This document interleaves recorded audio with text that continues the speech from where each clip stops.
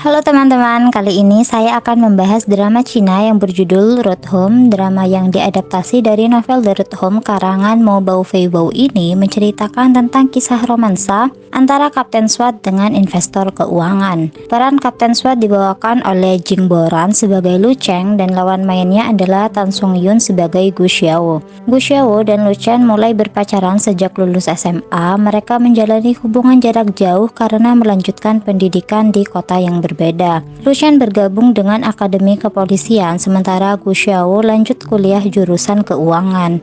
Hubungan mereka awalnya baik-baik saja hingga kemudian sering terjadi pertengkaran-pertengkaran kecil di antara mereka berdua.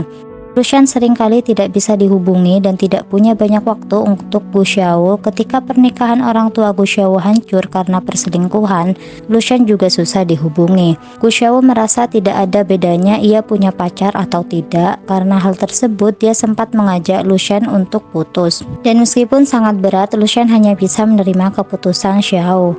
10 tahun kemudian, pertemuan tidak terduga terjadi di antara mereka berdua. Gu Xiao menghubungi Lucian karena mobil temannya dicuri dan dia terjebak dalam badai salju. Kemudian, Qin Mingqiu, rekan polisi Lucian, tiba-tiba meminta bantuan Gu Xiao untuk mendaftarkan putranya Qin Xiaonan di sekolah Beijing. Karena sudah dibantu menemukan mobil yang dicuri, Gu Xiao menyanggupi permintaan tersebut. Gu Xiao dan Lucian yang awalnya berpikir tidak akan berkomunikasi lagi, namun sejak beberapa kejadian yang tidak terduga tersebut akhirnya kembali menjalin komunikasi, dan dari sinilah awal kedekatan mereka dimulai. Setelah berbagai fase kehidupan dan berbagai lika-liku perjalanan cinta, mereka berdua akhirnya menikah. Beberapa scene dalam video ini adalah kehidupan mereka setelah menikah dan Xiao tengah mengandung anak dari Lucian. Namun sejak kehamilannya, Lucian sedang ditugaskan di luar Beijing untuk menjalankan misi, jadi selama kehamilannya Xiao melakukan apa-apa sendiri dan sesekali dibantu oleh adik ipar dan juga temannya. Nah, pas ini nih Lucian sedang menjalankan misi untuk menangkap teroris gitu, dan perasaan Xiao ini sangat tidak nyaman, padahal sebelumnya dia tidak pernah segelisah itu saat Lucian sedang menjalankan misi. Dan ternyata benar saja terjadi sesuatu kepada Lucian, dan kondisi Lucian ini bisa dibilang cukup kritis. Saat dalam misi penangkapan teroris tersebut terjadi sebuah ledakan dan salah satu korbannya adalah Lucian. Lucian pun menjalani operasi darurat. Sebelumnya Lucian sempat berpamitan kepada Xiao kalau selama beberapa hari ke depan Lucian akan sulit dihubungi karena dia akan menjalankan misi. Lucian meminta agar Xiao tidak terlalu khawatir serta meminta Xiao untuk tetap mengirimkannya pesan teks, dan Lucian akan membalasnya ketika dia sudah sempat. Dari sini perasaan Xiao sudah mulai gelisah, namun dia tidak mengatakannya dan hanya berpesan agar Lucian berhati-hati dan harus kembali dengan selamat. Dan kehidupan menjadi istri abdi negara tuh memang mentalnya harus kuat banget. Di sini usia kehamilan Xiao sudah 9 bulan, namun karena tugas negaranya, Lucian tidak dapat mendampingi Xiao bahkan saat Xiao akan melahirkan. Xiao yang sudah stay di rumah sakit karena perkiraan kelahiran anaknya ini tinggal menghitung hari, tiba-tiba mendapatkan kabar dari ayahnya kalau terjadi sesuatu kepada Lucian.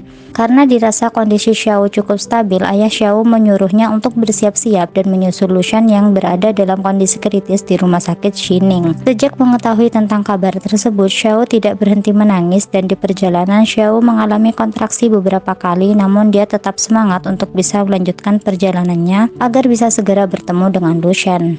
Lucian yang masih belum sadar menerima perawatan dari banyak sekali dokter dari berbagai departemen. Sebelumnya ayah Xiao mengingatkan agar dia bisa terbiasa dengan sesuatu yang seperti saat ini. Sebagai istri seorang pasukan khusus, Xiao diminta oleh ayahnya untuk terbiasa dengan kondisi darurat seperti yang dihadapinya sekarang.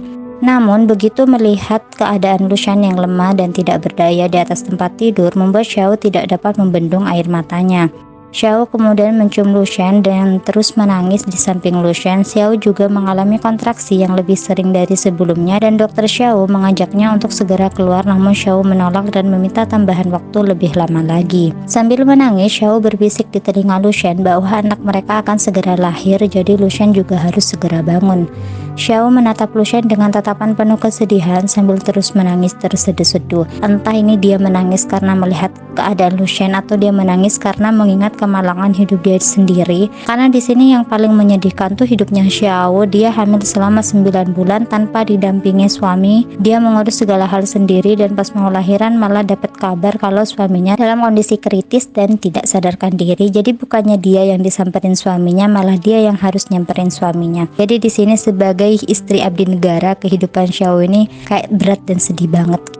Oke teman-teman, mungkin segitu dulu dari aku. Terima kasih banyak. Bye bye.